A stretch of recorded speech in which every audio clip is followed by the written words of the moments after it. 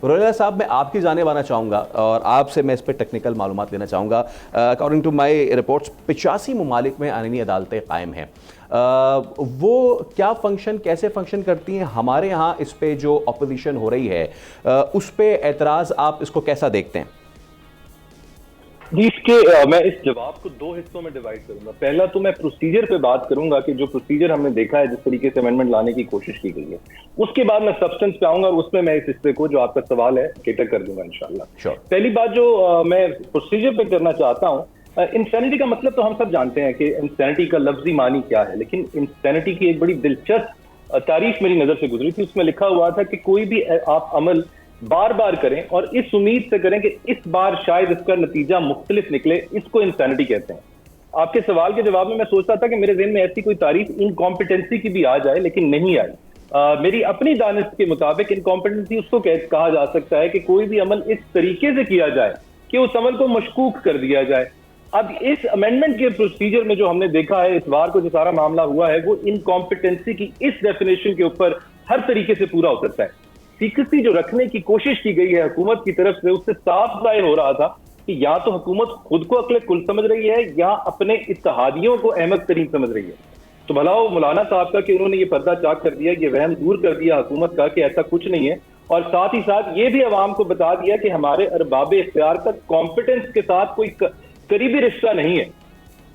दुनिया में अगर देखें तो डेमोक्रेसी की जो किस्में हैं, उनमें से एक है रिप्रेजेंटेटिव डेमोक्रेसी। हमारे मुल्क में रिप्रेजेंटेटिव डेमोक्रेसी है, यानी कि अवाम को लेजिस्लेशन के अमल में इनडायरेक्टली इन्वॉल्व किया जाता है थ्रू देयर चोजन रिप्रेजेंटेटिव। अगर आप उन चुने हुए नुमाइंदगान को ही बिल नहीं दिखा रहे, तो इसका मतलब है कि आप अवाम को अंधेरे में रख रहे हैं, इतनी बड़ी आईनी तरमीम के बारे में उनको एजुकेट नहीं कर रहे। डेवलप्ड डेमोक्रेसीज में तो आजकल पार्टिसिपेटिव डेमोक्रेसी की बात हो रही है, जैसे कि स्विट्जरलैंड में है, यूरुग्वे में है और आइसलैंड जैसे ममालिक में है। वहां पर अगर कोई कॉन्स्टिट्यूशनल अमेंडमेंट होती है, कोई भी पॉलिसी मेकिंग बात होती है, तो रेफरेंडम्स के थ्रू अवाम को डायरेक्टली इन्वॉल्व किया जाता है। अगर रिप्रेजेंटेटिव डेमोक्रेसी जो हमारे पास है, उसकी मैं आपको कोई मिसाल दूं, तो जो हमारे करीब तरीन मुल्क है समझा जाता इस तर्ज हुकूमत में, वो यूनाइटेड किंगडम है। वहां पर भी रिप्रेजेंटेटिव डेमोक्रेसी है।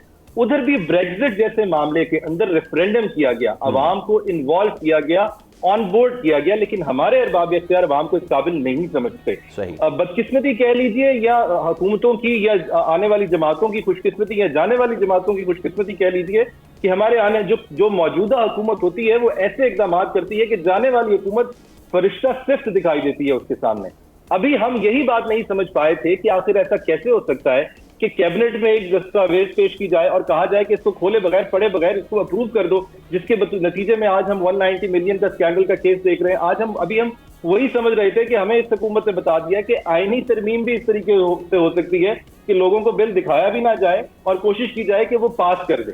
तो ये तो प्रोसीजरल इश्यूज हैं। अगर मैं सब्सटेंस पे आऊं, तो सब्सटेंस पे जो सबसे बड़ा मामला जिसके ऊपर आपने भी जिक्र किया था, वो ये है,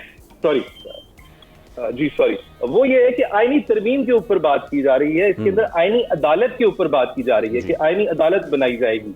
अगर वैसे तो हर चीज को यहाँ सियासी नजरिए से देखा जाता है, अगर आप सियासी ऐनक उतार दें और अपनी बहस को इल्मी बहस महदूद करें, तो तब भी आप ये सवाल जरूर पूछेंगे कि आखिर ऐसी कौन सी ऑब्जेक्टिव्स हैं, आखिर ऐसे कौन से ऑब्जेक्टिव्स हैं जिनको पूरा करने के लिए ये आईनी अदालत बनाई जा रही है। जब ये सवाल हम करते हैं तो बहुत से जो लोग हैं, उन्होंने ये जवाब दिया है कि क्योंकि आपकी अदालत 130वें नंबर पे है, क्योंकि आपकी अदालत समोसे की कीमत तय कर रही है, क्योंकि आपकी अदालत अस्पतालों के विजिट कर रही है। अगर मैं बात मुकम्मल करूं, इस पे बिल्कुल आप दर्ज कर लीजिएगा। मैं इस पे दोनों पे आपका जरूर वो करूंगा, क्योंकि मैं चाह रहा हूं कि जैसे आपने बात की कि सियासी ऐनक देखे, मैंने तो कोई ऐनक खैर नहीं लगाई हुई, लेकिन चश्मे फलक ने ये नज़ारा भी, हाँ माद भाई, चश्मे फलक ने ये नज़ारा भी देखना था कि गालिबन कुछ ही महीने हुए होंगे कि जब मौलाना फजलुर रहमान एक इंतहाई नापसंदीदा शख्सियत थे पीटीआई और पीटीआई के लोगों के लिए। सब्सक्राइब करें और बेल दबाएं ताकि कोई खबर रह न जाए।